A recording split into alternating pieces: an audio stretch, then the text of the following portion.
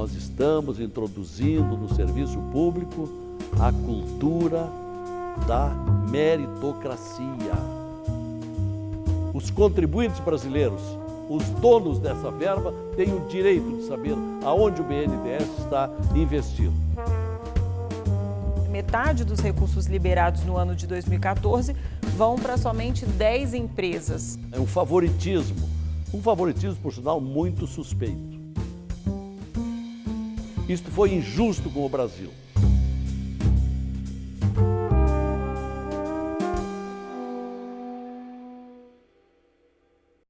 Senador, o senhor é autor do projeto que acaba com o sigilo nas operações do BNDES. Essa proposta seria suficiente para evitar escândalos de corrupção, como a gente está vendo? Em primeiro lugar, o meu abraço aos nossos telespectadores e me permita dizer ao menos uma frase e meia, de congratulações à nova programação da TV Senado. Com relação a esse primeiro questionamento, Glauciene, eu tenho me preocupado com o BNDES há muito tempo, porque já na minha época de jornalista, eu entendia que o BNDES não estava servindo prioritariamente os interesses dos brasileiros.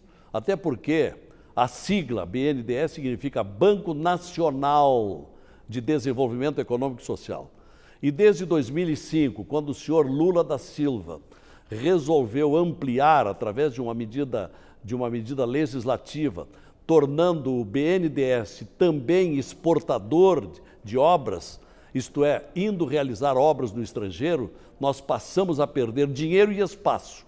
Quando precisávamos de tantos investimentos, as empreiteiras brasileiras passaram a construir usinas, estradas, aeroportos, portos em Angola, em Moçambique, em Cuba, Venezuela, Bolívia, metrô de Caracas, etc. E aí, nós que precisávamos e precisamos tanto destas obras de infraestrutura, perdemos espaço.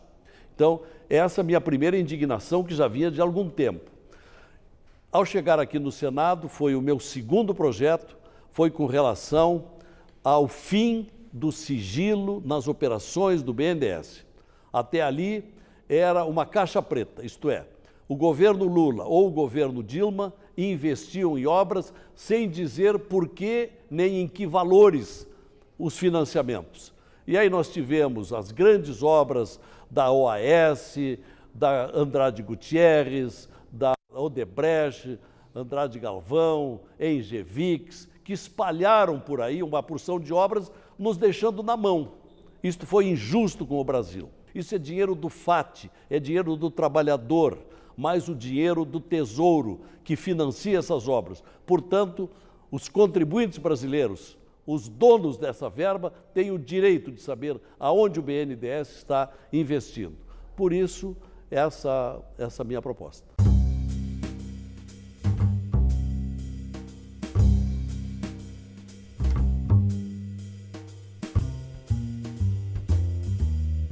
Agora, o Senado tem uma CPI do BNDES e o senhor acha que essa CPI vai esperar o andamento dos trabalhos e a conclusão, o relatório, até que se vote a proposta do senhor, ou ela já pode ser votada imediatamente? Eu entendo que uma coisa não tem a ver com a outra.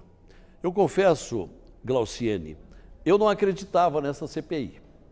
Por isso, lá atrás, quando se abriram vagas para o meu partido, ou no Conselho de Ética, ou na CPI do BNDES, eu optei pela representação do partido no Conselho de Ética, porque hoje eu talvez fosse para a CPI, que eu tenho muita esperança na abertura dessa caixa preta, saber quantos superfaturamentos, quem ganhou dinheiro com o BNDES de maneira escusa, de maneira criminosa.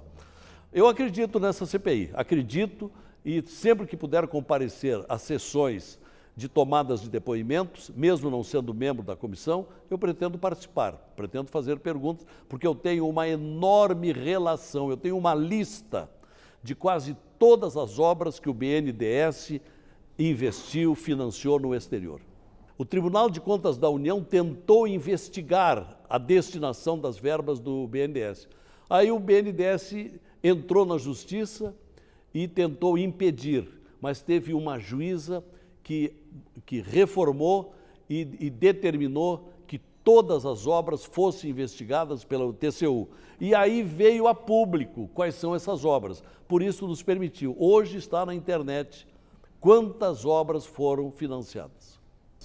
Faz sentido ainda ter o projeto e aprovar uma lei como essa, já que agora o TCU já está investigando essas verbas e também agora, nesse momento, o BNDES reduziu bastante os financiamentos? Pode sobreviver às duas medidas. A CPI, que vai investigar aonde foi, onde é que aplicaram o dinheiro, e o meu projeto, que determina que daqui para adiante todos os financiamentos deverão ser abertos, fim do sigilo das operações. Para que não haja mais qualquer tipo de manipulação. Desvios, O relator do projeto, senadora Thaídes Oliveira, incluiu, né, no fim do sigilo outros bancos públicos, como Caixa e Banco do Brasil. Só que existe uma pequena diferença aí entre BNDES e esses bancos, porque esses bancos são players de mercado. O senhor acha que essa medida deve se aplicar também a esses bancos públicos? Isso vai ser discutido no plenário.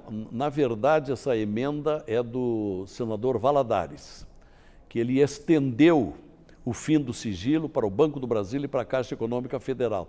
Realmente, algumas diferenças. Agora, quando for para pessoas físicas, aí se mantém o sigilo. Pessoas jurídicas, pelo que eu me lembro, na emenda, aí tem que abrir.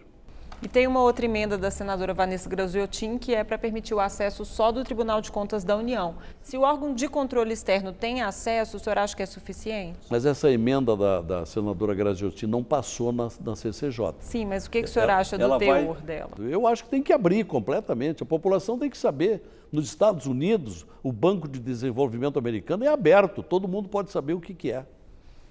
Uma outra questão levantada no relatório é que há um desequilíbrio dos recursos, né? Metade dos recursos liberados no ano de 2014 vão para somente 10 empresas. Exatamente, e as grandes empresas. E por que desse desequilíbrio? Pequenas, há um favorecimento, na opinião do senhor? Mas claro, isso é injusto. Já o novo presidente do BNDES está procedendo diferente. Ele está abrindo financiamentos para as pequenas e médias empresas, ao contrário do presidente anterior, que destinava tudo para 10 grandes empresas, levavam todos os recursos. Ora, isso não significa desenvolvimento econômico nacional, não. Isto é uma elite, né? É um favoritismo, por sinal, muito suspeito. Como é que deveria ser essa distribuição de recursos, senador? Deve ser como está acontecendo agora, para as pequenas e médias, não é? O sujeito quer investir numa determinada cidade, no empreendimento dele, ele busca no BNDES, preenchendo os requisitos, ele recebe financiamento. Uma outra coisa que o senador Thaídes levanta é que o governo opera um orçamento paralelo por meio da edição de medidas provisórias que liberam financiamentos via BNDES. Há mesmo um aumento significativo da participação de empresas públicas tomando esses empréstimos ou determinadas empresas construtoras, como a gente Eu acho que vê sendo agora? tudo de maneira transparente, cada caso é um caso, cada caso deve ser avaliado. Por isso, eu não citei o nome até agora, o Rabelo de Castro, ele está adotando uma outra política, uma outra doutrina, que é aberta, que é transparente. Aí eu acho que pode ter empresa pública, empresa pequena, empresa grande, empresa média, tudo de acordo com a disponibilidade da verba que o BNDES tiver. É um banco para fazer política pública? É um banco de fomento. Ele foi criado em 1952 para isto, exatamente para fins de desenvolvimento de empreendimentos.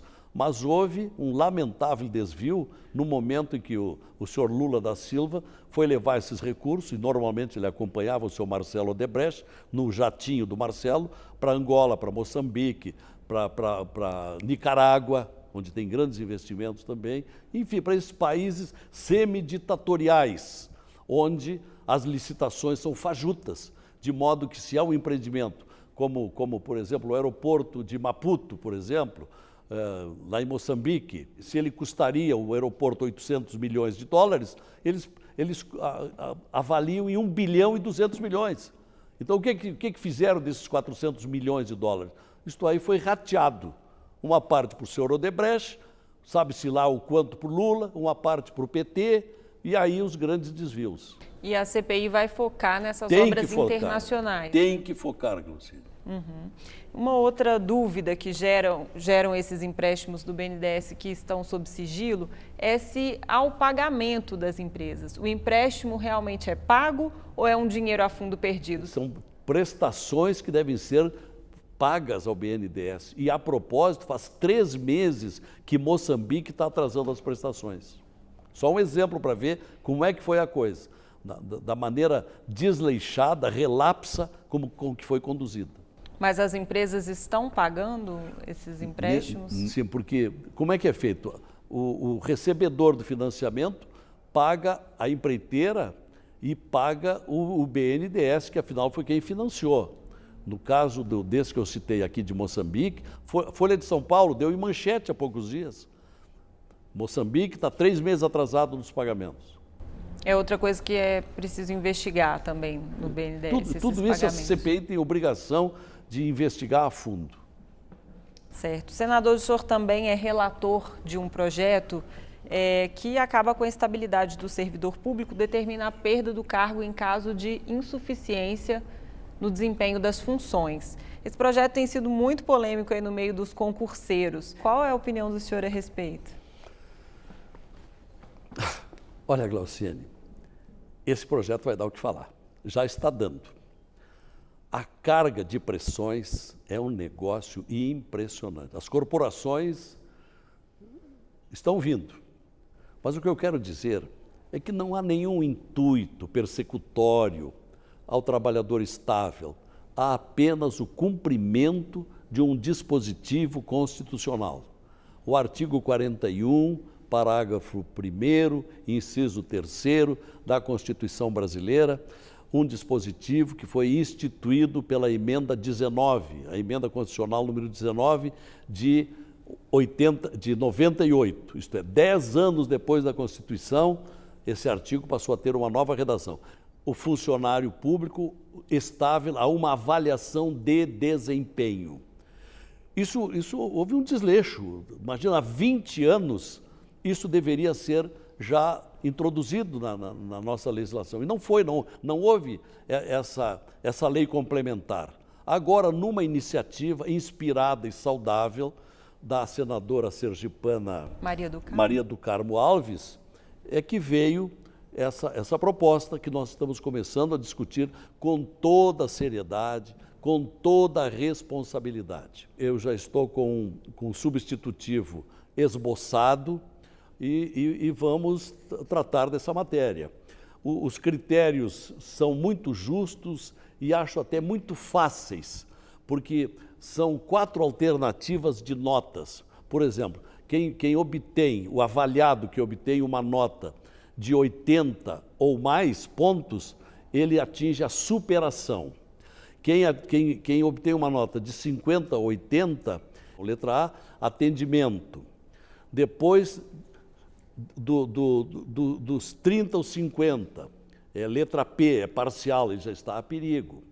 E o último, que é o N, que é o não atendimento, é de 0 a 30. Ora, o funcionário, Glauciane, o funcionário, senhores telespectadores que nos acompanham, estáveis, que estão temerosos, durante 5 anos, o funcionário não atingir a nota mínima de 0 a 30, é muita coisa, né? É muito descuido.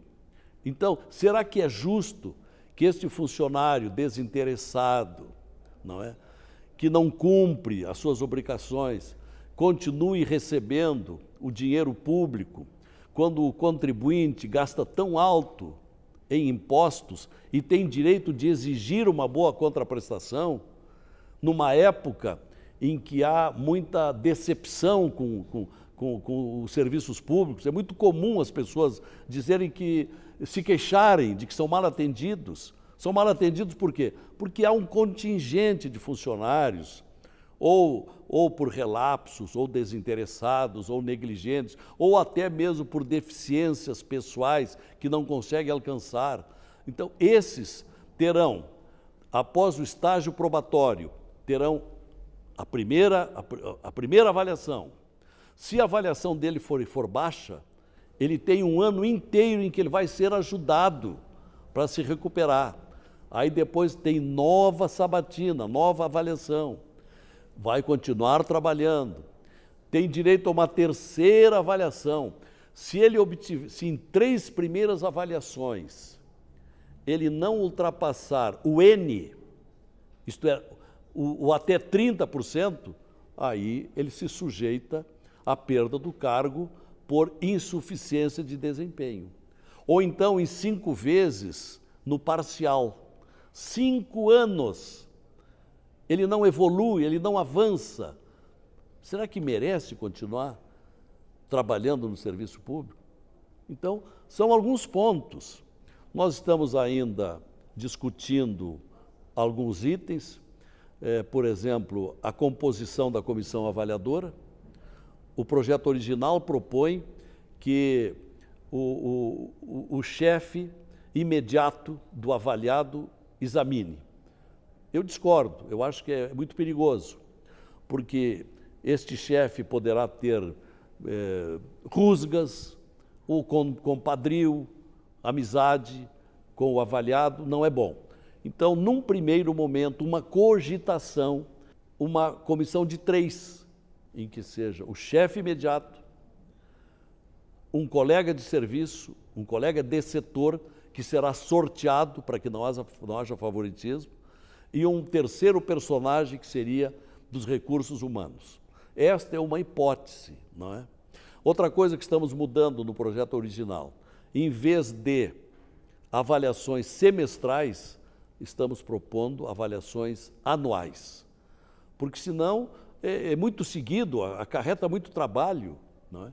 E estas avaliações serão feitas sempre setor por setor, porque num prédio da esplanada onde tem o ministério, ali nós teremos umas 10 ou 20 comissões avaliadoras, porque cada setor terá o seu avaliador. Porque o que é muito comum de acontecer no serviço público é que hoje eu sou chefe de uma pessoa e a avalio. E aí passa um ano, ela vira minha chefe e vai me avaliar. Então, às vezes há um corporativismo por essa questão da troca de chefia ser muito frequente. Tem que ser uma comissão avaliadora, assim, não pode ser uma pessoa só. Quem sabe até uma hipótese de ser mais de 3, mas a princípio, até agora, o que está estabelecido, o que está proposto, são 3, né? A estabilidade do servidor público se justifica para ele ter independência, autonomia em relação a não cometer ilegalidades. O senhor acha que o projeto compromete essa questão? Olha, Glauciane, o projeto prevê, até em cumprimento a dispositivo constitucional, o processo regular, a ampla defesa, o direito ao contraditório. Isto é obrigatório a ser observado, de modo que o avaliado terá direito a um defensor que vai acompanhá-lo. E se ele não concordar com o resultado final, ele tem direito a recurso para um outro órgão superior, de modo que jamais se possa correr este risco de uma perseguição.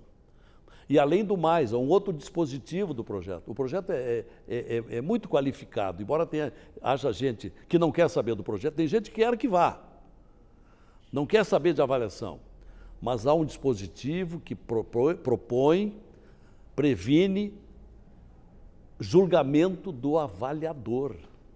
Se o avaliador cometer infração, for desleal, for perseguidor, etc., esse avaliador também poderá ser punido.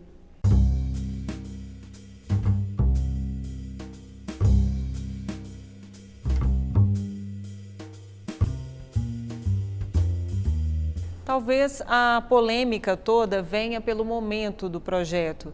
A gente está no momento que o governo está discutindo a redução dos gastos com pessoal, do gasto público, e tem proposta de demissão voluntária, plano de demissão voluntária, redução de carga horária para servidor, outras medidas que afetam o servidor público, como reforma da Previdência, e aí as pessoas veem isso num quadro mais amplo. Todas as pessoas que estão sujeitas a uma avaliação, elas têm temores. Agora, o funcionário público que prestou um concurso, portanto, ele já mostrou qualidade para passar no concurso, ele não tem o que temer. E, além do mais, como tem funcionários que estarão sempre com a nota máxima, no ápice, tem funcionário que é nota 10, quando não é 10, nota 9, 8, 7. Aqueles que são mais regulares e não têm maior brilho, são nota 4, 5, 6. Então, esses estão garantidos, não tem problema. Agora, quem permanece 5 anos não conseguindo subir além de uma nota 3, não é? Então, eu acho que é cabível haver essa avaliação.